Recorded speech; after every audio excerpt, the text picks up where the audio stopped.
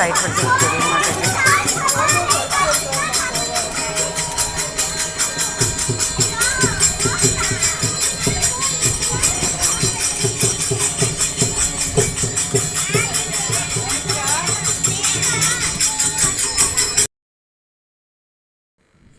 கோவிந்தா கோவிந்தா, என்ன கோவிந்தான்னு சொல்கிறீங்கன்னு பார்க்குறீங்களா?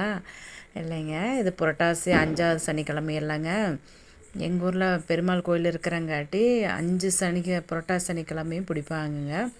5 சனிக்கிழமையுமே சாமி ஊர்வலம் வருவாங்க. எங்கள் வீட்டு வீதியில் தான் வருவாங்க.